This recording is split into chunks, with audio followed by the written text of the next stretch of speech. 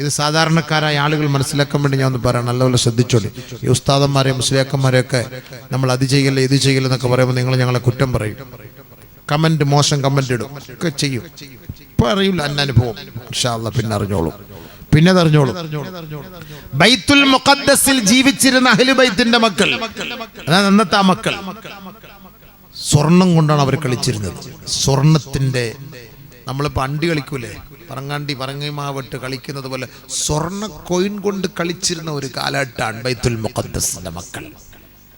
സുന്ദരികളായ മക്കൾ മിനിസ്കറ്റും ധരിച്ചിട്ട് യൂറോപ്പിന്റെ മക്കൾക്ക് വേണ്ടി അത്തിമരത്തിന്റെ ചുവട്ടിൽ ചില്ലി പൈസയ്ക്ക് വേണ്ടി, ഡോളറിന് വേണ്ടിയിട്ട് തന്റെ ശരീരത്തെ കച്ചവടച്ചരക്കാക്കി മാറ്റി അവരുടെ സൗന്ദര്യം അവർ പ്രദർശിപ്പിക്കാൻ തുടങ്ങി.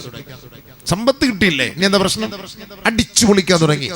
അന്ന് ആ മിമ്പറിന്റെ മെഹ്റാബിന്റെ മുകളിൽ ഇരുന്നിട്ട് മഹാന്മാരായ പണ്ഡിതന്മാര് പരസ്യമായി വിളിച്ചു പറഞ്ഞു, പെമ്മക്കളെ നിങ്ങൾ അഴിഞ്ഞാടരുത് കേട്ടോ, ഇത് മുബാറക്കായ മണ്ണാണ്, അള്ളാഹു ബർക്കത്ത് ചെയ്ത മണ്ണാണ് കേട്ടോ. ഇവിടെ നിങ്ങൾ അഹങ്കരിച്ചാൽ ഇതിന്റെ ശാപം നിങ്ങളെ പേറേണ്ടി വരും കേട്ടോ. പ്രവാചകന്മാരെ വേദനിപ്പിച്ച മണ്ണാണ്, ആ പ്രവാചകന്മാരുടെ ശാപം പ്രാർത്ഥന ഇവിടെയുണ്ട് കേട്ടോ. ലുഇനല്ലദീന കഫറൂ മിൻ ബനീ ഇസ്രായീല അലാ ലിസാനി ദാവൂദ വഈസ ഇബ്നു മറിയം ദാലിക ബിമാ അസൗ വകാനൂ യഅ്തദൂൻ. ഓരോ പ്രവാചകന്മാരുടെ ശാപ പ്രാർത്ഥന കൊണ്ട് നശിച്ചു പോയ വർഗം തടങ്ങിയ സ്ഥലമാണ്. അതുകൊണ്ട് നിങ്ങൾ അഹങ്കരിക്കരുത് കേട്ടോ. അല്ലാഹു റബ്ബുൽ ഇസ്സത്ത് ആ തെമ്മാടികൾക്ക് നൽകിയ ശിക്ഷ വീണ്ടും ഇവിടേക്ക് കൊണ്ടുവന്നേക്കാം. ഉലമാക്കൾ ഇത് പറഞ്ഞപ്പോ, പണ്ഡിതന്മാരിത് വിളിച്ചു പറഞ്ഞപ്പോ അവരുടെ മുഖത്ത് കാർക്കിച്ചു തുപ്പിയിട്ട് പറഞ്ഞു, മുയിലിയാമാരെ, ഉസ്താദുമാരെ, പണ്ഡിതന്മാരെ, നിങ്ങൾ നിങ്ങളുടെ പണിയെടുത്ത് പള്ളിക്കുള്ളിൽ ഇരുന്നാ മതി കേട്ടോ. ഞങ്ങളുടെ ലൈഫ് എന്ന് പറയുന്നത് അടിച്ചു പൊളിക്കാനാണ്. ഞങ്ങളുടെ ജീവിതത്തിലേക്ക് നിങ്ങൾ കടന്നു വരേണ്ടതില്ല. ഞങ്ങളുടെ കാര്യം നിങ്ങൾ ചർച്ച ചെയ്യണ്ട. നിങ്ങൾ അടിച്ചു പൊളിച്ച് പള്ളിക്കത്തിരുന്നോളി, ഞങ്ങൾ ഇവിടെ റായത്തട്ട് അടിച്ചു പൊളിച്ചോളാം. ഞങ്ങൾ എങ്ങനെ നടക്കണം, ഏത് ഡ്രസ്സ് ധരിക്കണം, എവിടൊക്കെ പോകണം, നിങ്ങളല്ല തീരുമാനിക്കുന്നത്, അത് ഞങ്ങളാണ് തീരുമാനിക്കുന്നത്.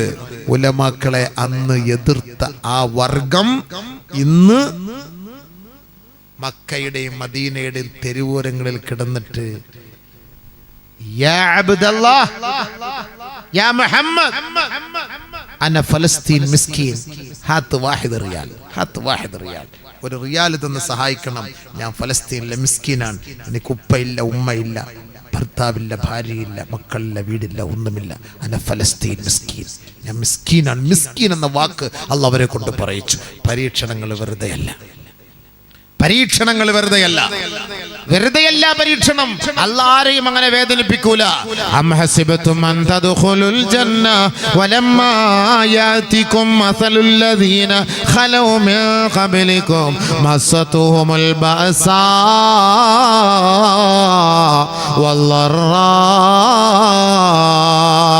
വസുൽസിലൂ ഹത്താ يقول الرسول والذين آمنوا معه متى نصر الله ألا إن نصر الله قريب. ഏ സഹോദരാ, ഏ സഹോദരി, അം ഹസിബത്തും, നിങ്ങൾ കരുതുന്നുണ്ടോ, നിങ്ങൾ ആഗ്രഹിക്കുന്നുണ്ടോ, അൻ തദ്ഖുലുൽ ജന്ന, ലാഘവത്തോടെ സ്വർഗത്തിൽ പ്രവേശിക്കാമെന്ന് നിങ്ങൾ കരുതുന്നുണ്ടോ? നിങ്ങൾ അങ്ങനെയാണോ ചിന്തിച്ചു കൂട്ടുന്നത്? പരിശുദ്ധ പ്രവാചകന്മാരെയും അവരുടെ അനുയായികളെയും കിടുകിട വിറപ്പിച്ച ചരിത്ര പാരമ്പര്യമാണ് പരിശുദ്ധമായ ഇസ്ലാമിനുള്ളത്. വസുൽസിലൂ, അവർ കിടുകിട വിറപ്പിക്കപ്പെട്ടു പോയി. ഈമാനുള്ളവരാണ്, ഇസ്ലാമിന്റെ അനുയായികളാണ്, ശരീഅത്ത് അനുസരിച്ച് ജീവിച്ചവരാണ്. എത്രത്തോളം എന്ന് വെച്ചാൽ അവരുടെ ഇടയിലേക്ക് പ്രവാചകന്മാര് പോലെ കടന്നു വന്നില്ലേ?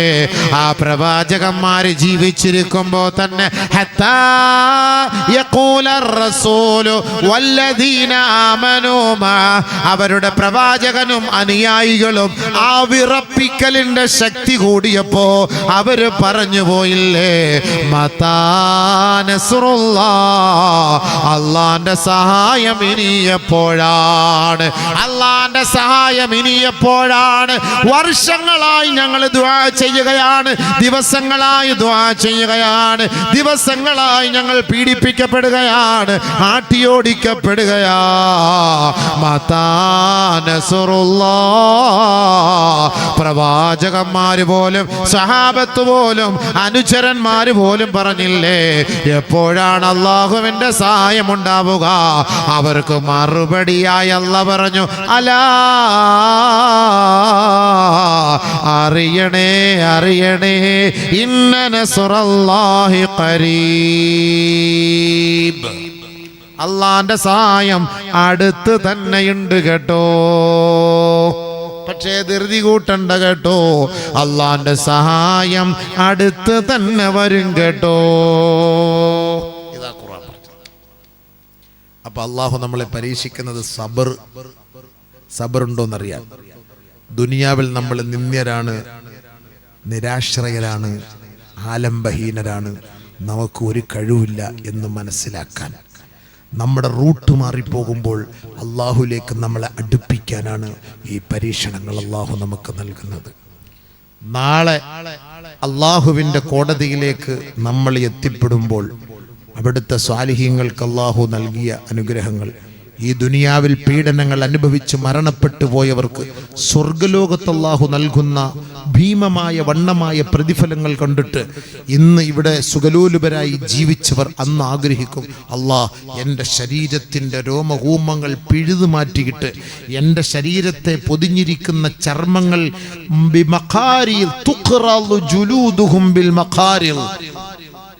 കത്രിക കൊണ്ട് കഷണം കഷണമായി മുറിച്ചു മാറ്റിയിരുന്നെങ്കിൽ എന്ന് നാളെ ആഗ്രഹിക്കാൻ വേണ്ടി, അങ്ങനെ ആഗ്രഹിച്ച് അവർക്ക് കിട്ടുന്ന പദവിയെക്കുറിച്ച് ഓർക്കുന്നതിന് വേണ്ടി അല്ലാഹു റബ്ബുൽ ഇസ്സത്ത് നമ്മെ ഇടയ്ക്കിടയ്ക്ക് ഇങ്ങനെ പരീക്ഷിച്ചു കൊണ്ടേയിരിക്കും.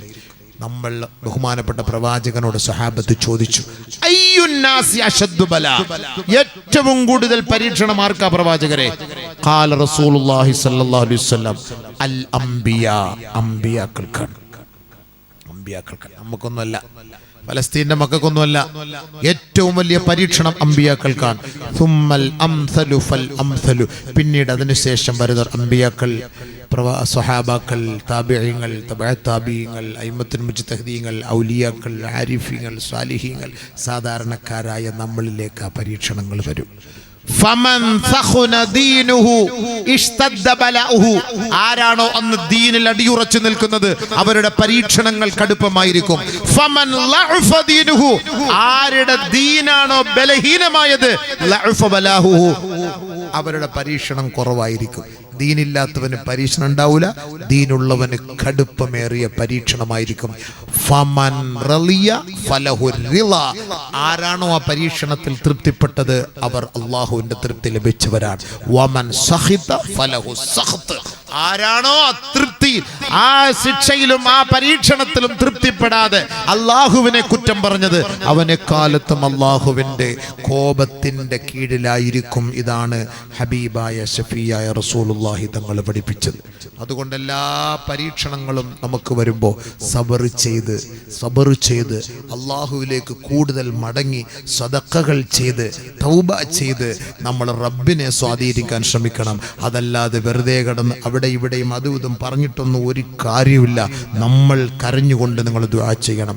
എനിക്ക് നിങ്ങളോട് വസിയത്ത് ചെയ്യാനുള്ളത്, എൻ്റെ മുന്നിലിരിക്കുന്ന നിങ്ങൾ പ്രായപൂർത്തിയായവർ, ശുദ്ധിയുള്ളവരോട് പറയാനുള്ളത്, ബഹുമാനപ്പെട്ട മഹാന്മാരും ഉലമാക്കളും സ്വാലിഹീങ്ങളും നമുക്ക് പണ്ടേ പറഞ്ഞു തന്ന ഒരു വാക്കുണ്ട്, നമ്മുടെ മുസീബത്ത്, നമ്മുടെ നാട്ടിലെയും വീട്ടിലെയും സമുദായത്തിലെയും മുസീബത്തുകൾ മാറാൻ ഏറ്റവും ഒരു എളുപ്പ വഴി, രാവിലെ സുബഹി കഴിഞ്ഞിട്ട് 3 പ്രാവശ്യം സൂറത്തുൽ മുസമ്മിൽ പാരായണം ചെയ്യണം. എന്നിട്ട് നിങ്ങൾ കാര്യമായി അല്ലാഹുവിനോട് ദുആ ചെയ്യണം.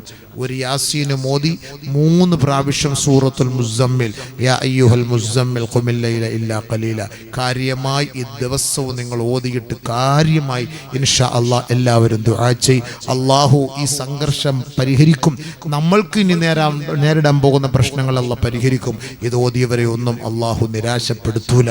അതുകൊണ്ട് നമ്മുടെ ഏറ്റവും വലിയൊരു ആയുധമാണ് രഹസ്യമായും പരസ്യമായും ഒക്കെ ദുആ ചെയ്ത്, സദഖകൾ ചെയ്ത്, ദിക്റുകൾ ചൊല്ലി, ഖുർആൻ ഓതി നമ്മുടെ ഈ സാധുക്കളായ മക്കൾക്ക് വേണ്ടി, ലോക സമാധാനത്തിന് വേണ്ടി നമുക്ക് ദുആ ചെയ്യാം. അല്ലാഹു ഈ പ്രഭാഷണത്തെയും ഈ പരിശ്രമത്തെയും ഈ ഒരുമിച്ച് കൂടലിനെയും ഒരു സ്വാലിഹായ അമലാക്കി അല്ലാഹു സ്വീകരിച്ച് നാളെ സ്വർഗ്ഗലോകത്ത് സൗലിഹ്യങ്ങളോടൊപ്പം ഔലിയാക്കളോടൊപ്പം പരിലസിക്കുന്ന യഥാർത്ഥ സത്യവിശ്വാസികളാക്കി അല്ലാഹു നമ്മെ ഏവരെയും ഉൾപ്പെടുത്തി അനുഗ്രഹിക്കുമാറാകട്ടെ.